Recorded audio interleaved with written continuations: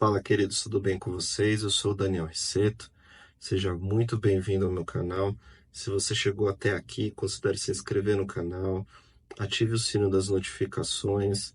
Ao final do vídeo, também considere deixar o seu like, compartilhe, comente, compartilhe esse vídeo com alguém que precisa receber a mensagem que vamos tratar aqui no vídeo de hoje. E o tema de hoje, queridos, é algo extremamente importante, é um tema que deve fazer parte do cotidiano de todo cristão, que é o arrependimento. E para isso, nós vamos utilizar o texto de 2 Crônicas, lá no capítulo 7. E esse texto de 2 Crônicas, queridos, lá no capítulo 7, ele também fala um pouco sobre avivamento. Avivamento não vai ser o tema central desse vídeo. A gente pode deixar para falar de avivamento em uma outra oportunidade, em outro vídeo. O tema principal realmente vai ser o arrependimento. Mas, tanto arrependimento quanto avivamento, eles estão conectados entre si. Existe uma conexão entre esses dois temas, entre esses dois fundamentos. Por isso que a gente vai falar um pouquinho sobre avivamento também, tá bom? E o texto que nós vamos utilizar para falar sobre isso é o texto que está lá em 2 Crônicas, no capítulo 7, versículo 14. Se tiver uma Bíblia, acompanhe comigo o texto que vamos ler agora. Então, queridos, o texto diz o seguinte: se o meu povo, que se chama pelo meu nome, se humilhar e orar e me buscar e se converter dos seus maus caminhos, então eu ouvirei dos céus, perdoarei os seus pecados e sararei a sua terra. E por que eu escolhi esse texto, queridos? Ano passado, todos sabemos, tivemos uma disputa. E nessa disputa nós tivemos dois candidatos antagônicos. Tivemos uma disputa que tomou o Brasil. Só se falava disso no passado, né? E esse texto de 2 Crônicas que a gente acabou de ler foi muito utilizado, e eu vi ele ser muito utilizado por vários irmãos em Cristo, para justificar ou não o voto em um ou outro, né? Então, muitos entendiam que o candidato A representava mais os interesses da igreja do que o candidato B. Outros entendiam que um candidato era mais cristão que o outro. Eu vi muito isso também. Um candidato tinha pautas mais voltadas para os interesses da igreja, pautas voltadas mais para os valores bíblicos, valores que nós cristãos defendemos. Outro não tinha, o outro candidato B falavam que ele não tinha essas pautas, que ele não defendia essas pautas, não defendia esses valores. Eu mesmo confesso, queridos, que eu fiz também esse julgamento. Eu creio que você que está vendo esse vídeo também chegou a fazer esse julgamento.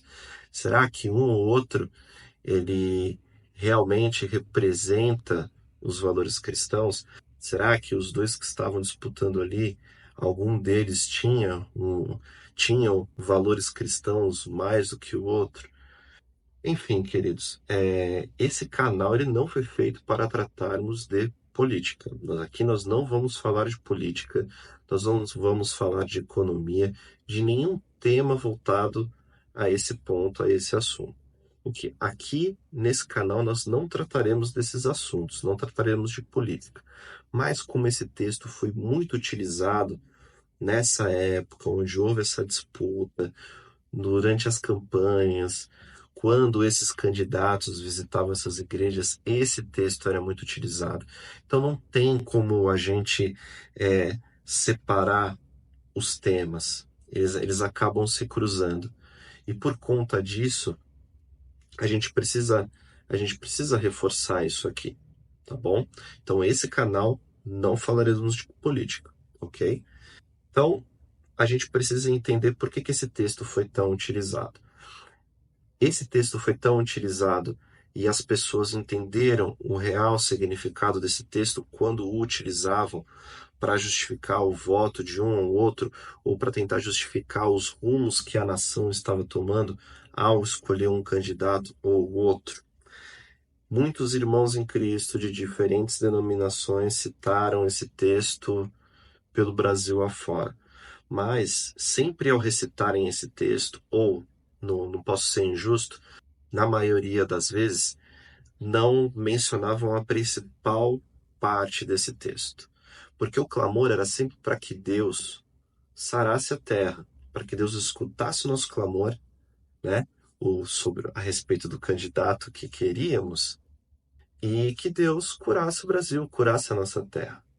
Mas o ponto principal é que na maioria das vezes, quando esse texto era recitado, as pessoas acabavam se esquecendo do cerne, do centro do texto, que é o se o meu povo se desviar dos seus maus caminhos. Então, antes da gente entrar nessa parte do arrependimento, do se desviar dos maus caminhos, a gente vai falar um pouquinho sobre avivamento, como eu mencionei no começo do vídeo, tá bom? Então, em linhas gerais, a gente precisa aprender um pouco o que esse texto traz para a gente, o real significado desse texto. Será que esse texto foi utilizado da forma correta? Então, é isso que a gente vai entender a partir de agora, tá bom? Então, para auxiliar a gente na compreensão desse texto, eu vou me basear no comentário bíblico expositivo do Reverendo Hernandes Dias Lopes. Esse comentário está na Bíblia dele, de pregação expositiva, tá bom? Então, tudo que a gente vai falar agora aqui a partir desse texto foi baseado nesse comentário bíblico do Reverendo Hernandes. E para começar, queridos, nesse texto de 2 Crônicas, só para a gente contextualizar, é importante ressaltar que a casa de Deus, o templo de Jerusalém, ele já havia sido construído, Salomão já havia terminado a construção do templo de Jerusalém, e nesse caso aqui em específico, Salomão estava consagrando o templo de Jerusalém para o seu uso, para a inauguração. Então, era como se Salomão estivesse fazendo uma cerimônia, um ritual de inauguração do templo de Jerusalém. E para isso ele passou por esse processo de consagração. E a glória de Deus encheu o templo de Jerusalém durante esse processo. E esse relato você encontra lá no capítulo 6 de 2 Crônicas, tá bom? Mas falando desse texto específico do capítulo 7, vamos às lições que esse texto nos apresenta, tá bom? Primeiro de tudo, nós precisamos entender quem nós somos. Nós temos uma identidade. Nós temos uma identidade em Deus. Somos o povo de Deus. Apesar dos nossos pecados, das nossas fraquezas, nós somos o povo da aliança. Nós somos o povo escolhido para a aliança que Deus estabeleceu. Apesar dos nossos fracassos, das nossas quedas, Deus não desiste de nós em nenhum momento. Apesar da frieza do nosso coração, do nosso marasmo espiritual, Deus continua nos buscando para um tempo de restauração e avivamento. Somos a sua propriedade exclusiva. Nós somos propriedades do Altíssimo. Nós somos propriedades desse Deus. Somos um povo escolhido que foi comprado pelo sacrifício de Jesus na cruz. Então, trata-se de um grande privilégio. Nós temos um privilégio, nós somos esse povo escolhido. Essa é a nossa identidade. E por termos esse privilégio, queridos, de ser esse povo escolhido de Deus, também temos grandes responsabilidades. Grandes privilégios, grandes responsabilidades. Parafraseando o tio Ben, né? Grandes poderes, grandes responsabilidades. Então, nós temos responsabilidades, a gente não pode se entregar ao farisaísmo. Não podemos ser hipócritas. Precisamos praticar tudo aquilo que proclamamos e defendemos. 1 de Pedro, no capítulo 2, versículos 9 e 10, diz o seguinte: Vocês, porém, são geração eleita, sacerdócio real, nação santa, povo exclusivo de Deus, para anunciar as grandezas daquele que os chamou das trevas para a sua maravilhosa luz. Antes vocês nem sequer eram povo, mas agora são povo de Deus. Não haviam recebido misericórdia, mas agora a receberam. Portanto, queridos, o mundo precisa ver as nossas obras e glorificar o Pai através das nossas obras. Como está em Mateus 5, versículo 16, você encontra lá. Então, o avivamento é obra de Deus, mas o avivamento ele só vem se buscarmos a Deus, se o buscarmos. Então, se olharmos para o texto de 2 Crônicas, nós vemos a partícula C. Então, existe uma condição para que Deus sare a terra. Então, indica uma possibilidade de nós nos afastarmos de Deus, mas também indica a possibilidade de nos voltarmos para Deus. A partícula C também indica o caminho de retorno a Deus. Então, seja qual for a distância que nós estamos de Deus, se nos afastamos dele, a porta é sempre essa, é o C. Existe um caminho de volta, e quando nos voltamos para Deus, ele também se volta para nós, assim como ocorre na parábola do filho pródigo. Então, a água ela é derramada sobre o sedento, sobre aquele que tem sede. A segunda lição que temos aqui, queridos, é o que precisamos fazer. Primeiro de tudo, diz respeito à humilhação. Enquanto tivermos um coração soberbo, não receberemos avivamento. Não podemos ter um coração soberbo. Avivamento começa com choro, consciência de crise e humilhação. Se Jesus, se Jesus viesse hoje à nossa igreja, o que ele encontraria? Então, a primeira condição imposta pelo Senhor para o avivamento, é humilhar-se. A segunda condição, o segundo ponto aqui que entendemos é que precisamos fazer é nos voltar para a oração também. O avivamento, ele sempre é precedido por uma volta para Deus em oração. Jacó, ele prevaleceu na oração e Deus mudou sua vida, mudou seu nome, mudou sua história, construiu uma nação através dos filhos de Jacó. Foi ali que surgiram as 12 tribos de Israel. Neemias orou e Jerusalém foi reerguida dos escombros. Houve a reconstrução de Jerusalém. Os discípulos oraram no cenáculo e o Espírito Santo foi derramado no dia de Pentecostes. Então precisamos nos voltar à oração. Outro ponto, precisamos buscar a Deus. Quando nos tornamos para Deus, Ele se torna para nós. Então precisamos ter deleite nele, precisamos ter prazer em nos relacionarmos com Deus. A presença dele precisa ser a nossa maior necessidade. Moisés, ele não aceitou a presença do anjo. Ele queria Deus.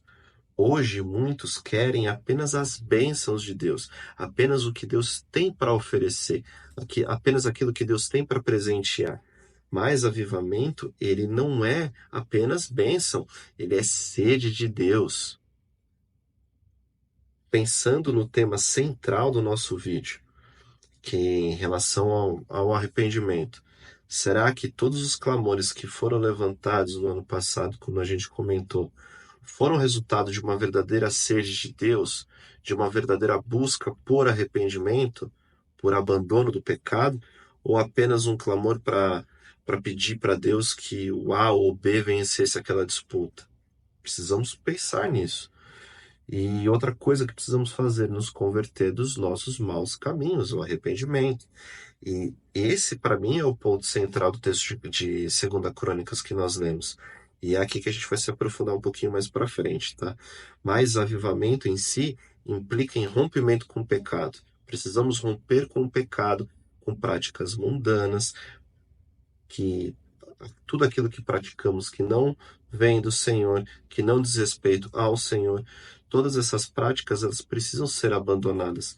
Os ídolos do coração precisam ser jogados fora. Será que na disputa do ano passado, nós não transformamos homens em ídolos?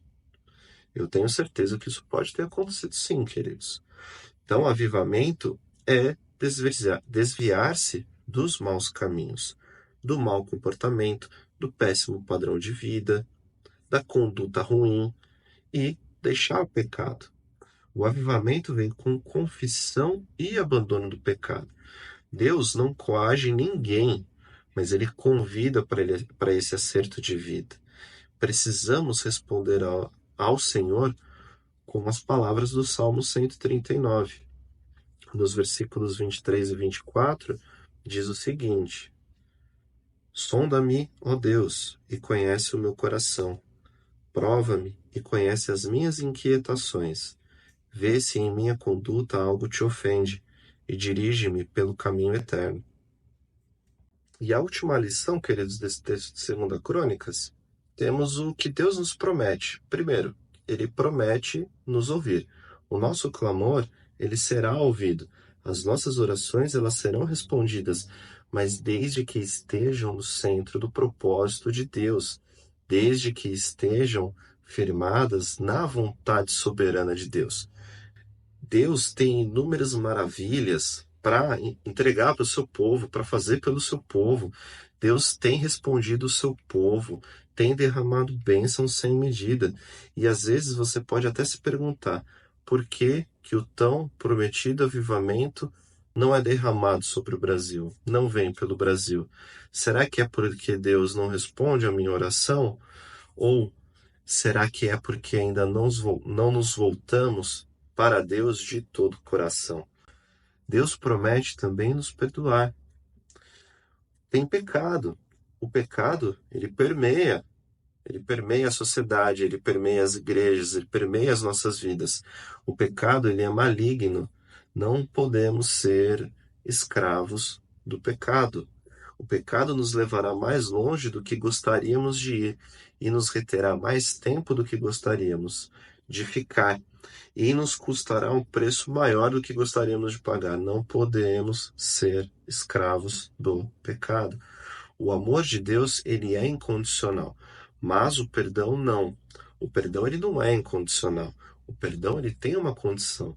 Para que Deus nos perdoe, primeiramente, nós precisamos confessar os nossos pecados.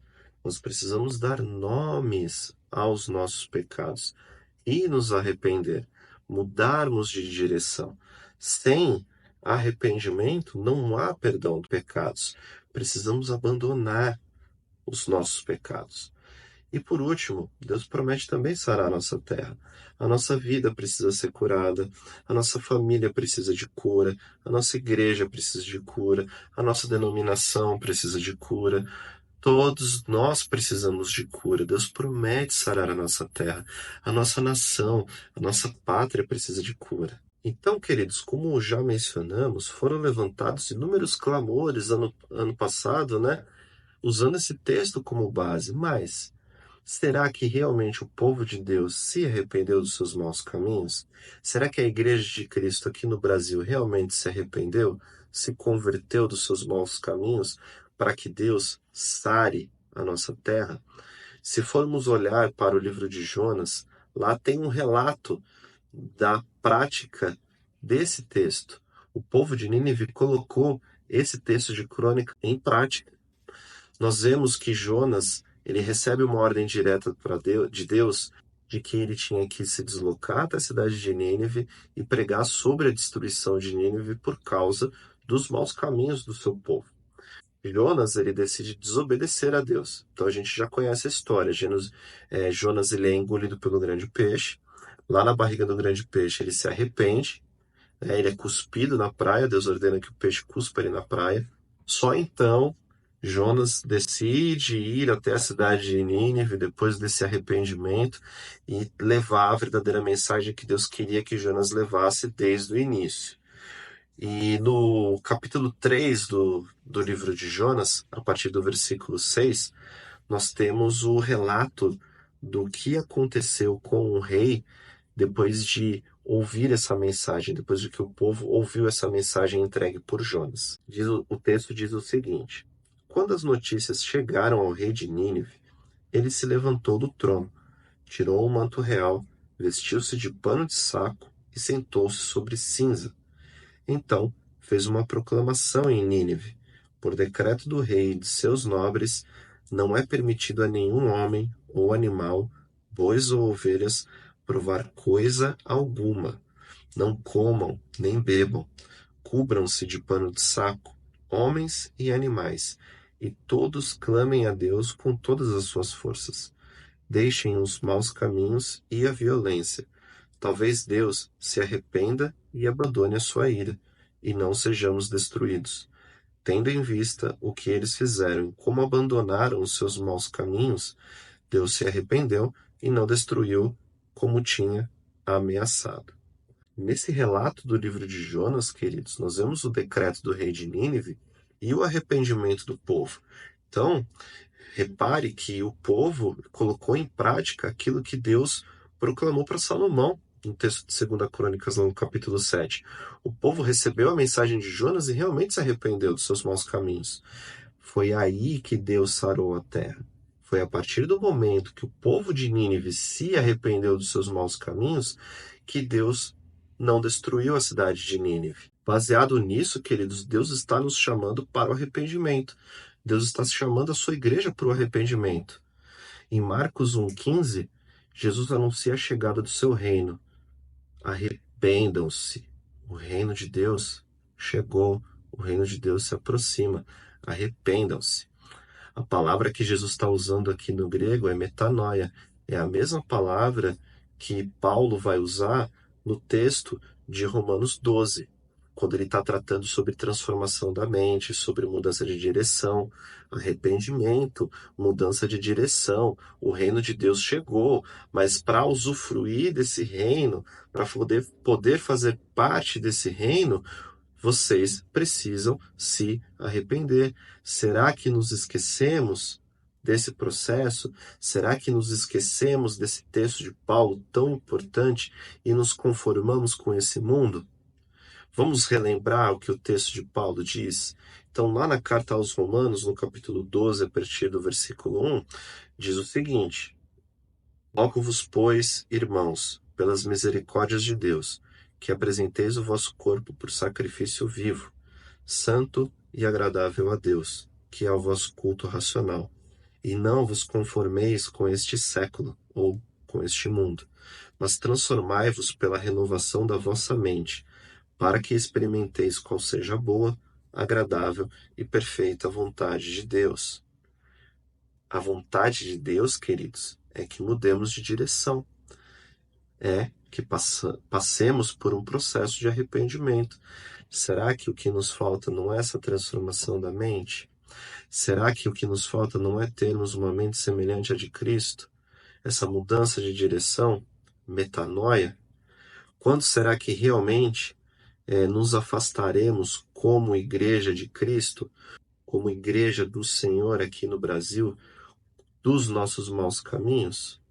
Quando vamos nos arrepender de verdade?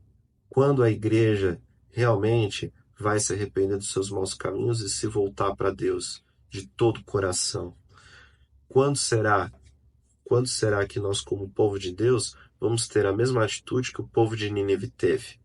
Então, quando olhamos para o resultado dessa última disputa que ocorreu ano passado, desses dois homens antagônicos, não podemos ver como uma falha dos pedidos de oração e dos clamores.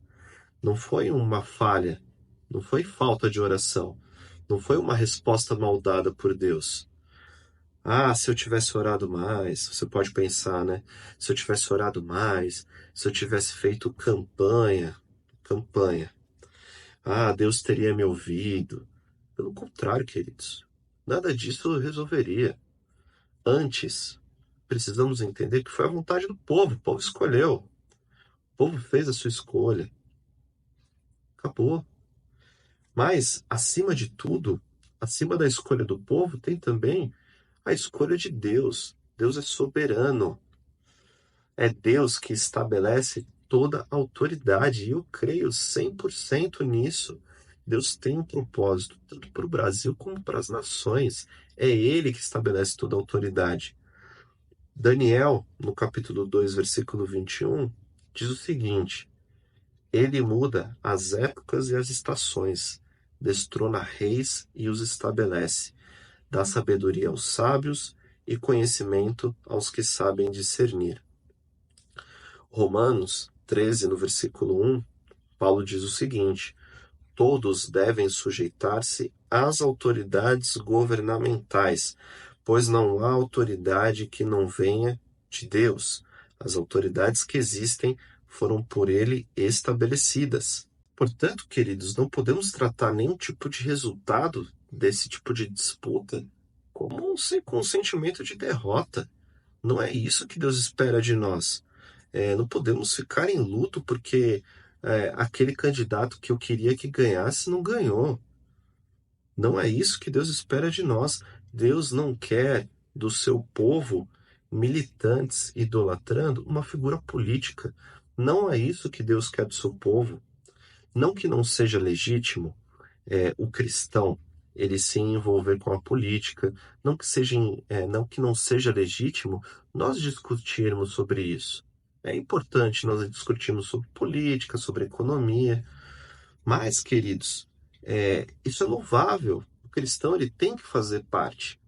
O cristão ele tem que ocupar os meios públicos.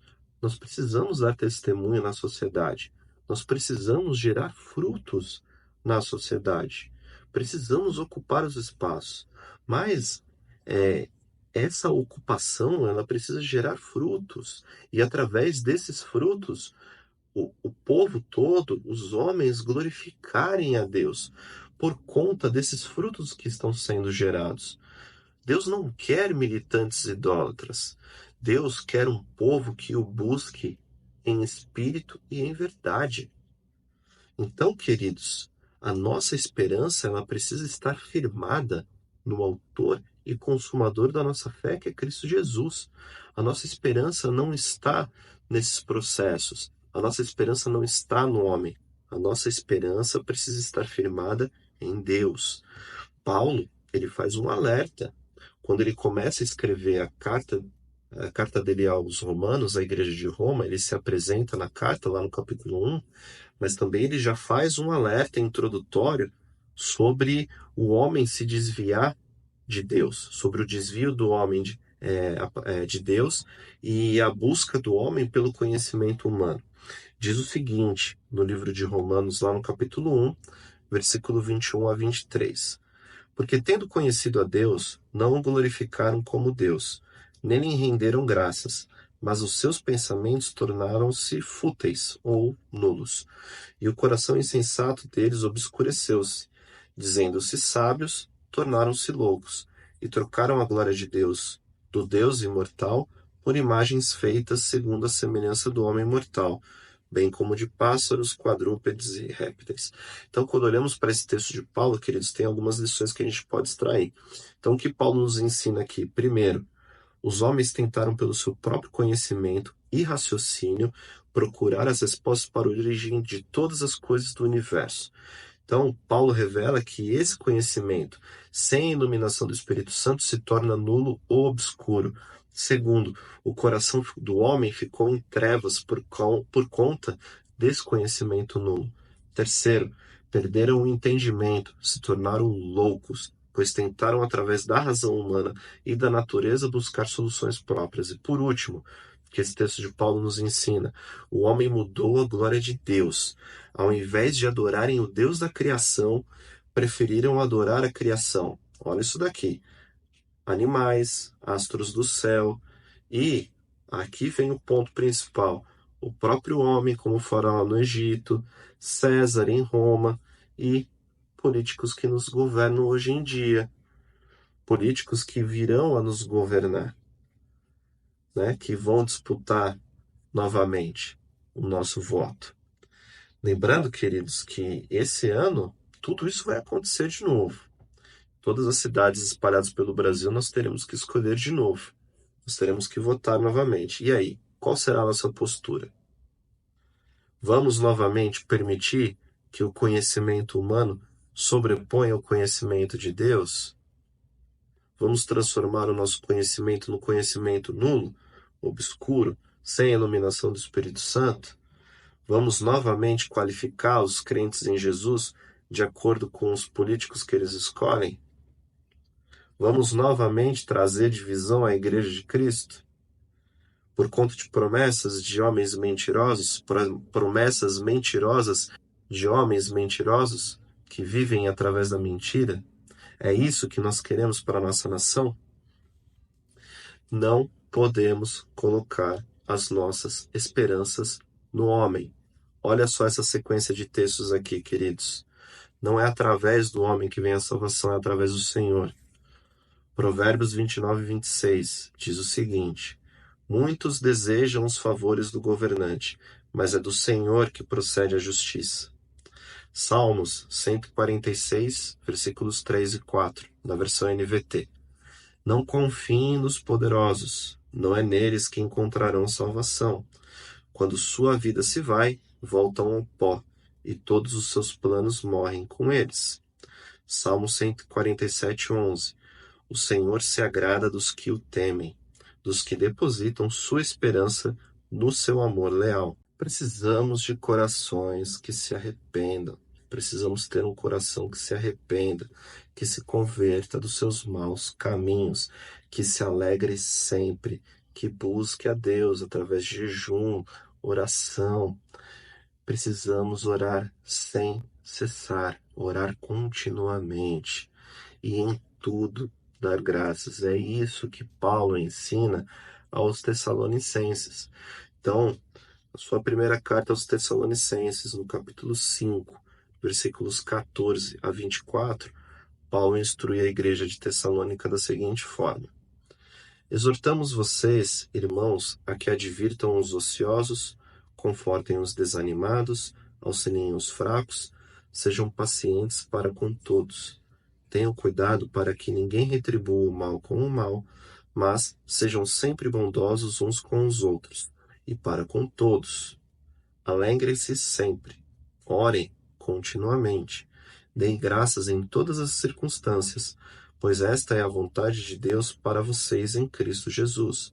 Não apaguem o espírito, não tratem com desprezo as profecias, mas ponham à prova todas as coisas e fiquem com o que é bom. Afastem-se de toda forma de mal, que o próprio Deus da paz os santifique inteiramente. Que todo o espírito, a alma e o corpo de vocês sejam preservados, irrepreensíveis, na vinda de nosso Senhor Jesus Cristo. Aquele que os chama é fiel e fará isso. Então, caminhando para o final, queridos, o que precisamos fazer de falta? Primeiro de tudo, precisamos nos arrepender dos nossos pecados, nos arrepender dos nossos maus caminhos, como já vimos, como a gente já destrinchou nesse vídeo. Segundo, devemos orar por todas as autoridades estabelecidas. Isso é de extrema importância, queridos. Todas as autoridades que já foram escolhidas, que serão escolhidas, que já nos governam, precisamos orar todos eles e também por todo o povo, orar pela nação como um todo. É o que Paulo instrui Timóteo. Então, em 1 Timóteo, no capítulo 2, versículos 1 e 2, Paulo diz que, antes de tudo, recomendo que se façam súplicas, orações, intercessões e ações de graças por todos os homens, pelos reis e por todos que exercem autoridade, para que tenhamos uma vida tranquila e pacífica, com toda a piedade e dignidade. Terceiro, precisamos orar para termos um coração arrependido, um coração que seja de carne, não um coração de pedra, como nos mostra Ezequiel lá no capítulo 36. Um coração que seja cheio do Espírito Santo, um coração de carne. E por último, queridos, quarto, você talvez ainda pode se perguntar que talvez o candidato que venceu as últimas eleições persiga a igreja, talvez você esteja com esse pensamento ainda na cabeça, ainda esteja pensando por isso, ainda esteja em luto, não importa. Mas a gente precisa deixar uma coisa muito clara, queridos. Igreja estabelecida, Igreja de Cristo estabelecida, tem mais de 2000 anos. A igreja, por todo esse tempo, por esses 2000 anos, sempre passou por perseguições. E os momentos onde a igreja mais se expandiu foi durante as perseguições. Então, queridos, não se preocupe com isso. Não importa quem venceu a disputa, não importa os próximos que vencerão as disputas. As portas do inferno não prevalecem contra a igreja, não prevalecerão contra a igreja. A igreja está aí, firme e forte. A igreja do Senhor Jesus está aí, firme e forte, há mais de 2000 anos estabelecida e vai continuar. Continuaremos sendo o povo escolhido de Deus. Não tem outra alternativa, queridos. Então, O que precisamos fazer, de fato, é buscar a Deus de todo o coração. Precisamos buscar a Deus em espírito e em verdade, depositar as nossas esperanças no autor e consumador da nossa fé.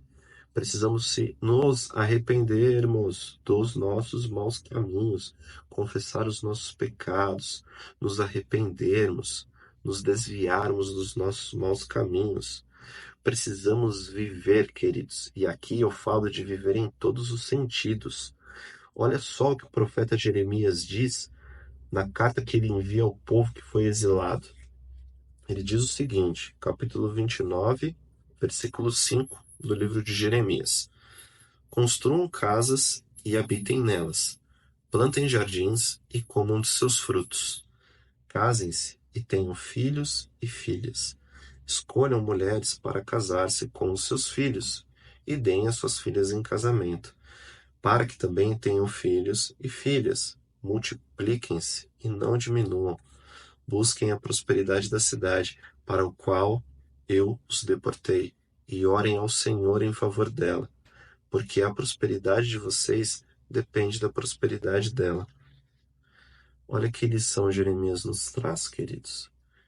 Assim como Jeremias instruiu o povo judeu a orar pela cidade para onde eles estavam sendo deportados, nós precisamos fazer o mesmo.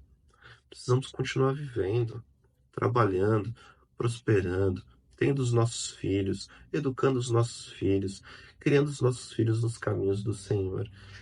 Precisamos continuar vivendo. Não importa quem nos governa. Foi Deus que estabeleceu quem nos governa. Foi Deus que estabeleceu toda a autoridade, indiferente de quem nos governa, queridos. Precisamos continuar vivendo como povo escolhido de Deus. Então, queridos, o Senhor nos chama para uma vida santa e irrepreensível. Que sejamos assim, um povo que se arrepende dos seus maus caminhos, que ora pelo bem da sua nação e para que seus governantes governem de forma justa. Esse precisa ser o centro da nossa oração, queridos, quando orarmos pela nossa nação. Precisamos orar para que os nossos governantes governem de forma justa, porque foi Deus que os instituiu. Então precisamos orar pelos nossos governantes. Quando orarmos pela nossa nação, não nos esqueçamos de orar por todo o povo e por aqueles que exercem autoridade. Então, queridos, se você chegou até aqui, se você chegou no final desse vídeo, não se esqueça de se inscrever nesse canal, ative o sino das notificações, deixe o seu like, não esqueça de deixar o seu like porque isso ajuda muito o vídeo, ajuda bastante o YouTube a recomendar esse vídeo para outras pessoas. Também não esquece de compartilhar, comenta aqui no vídeo o que você achou, como que anda o seu coração está aflito ou não com essas questões. Relembrando, queridos, precisamos nos arrepender. Não nos esqueçamos disso. O coração arrependido que se volta para Deus em espírito e em verdade. Tá bom, queridos? Então, que Deus nos abençoe e até o próximo vídeo.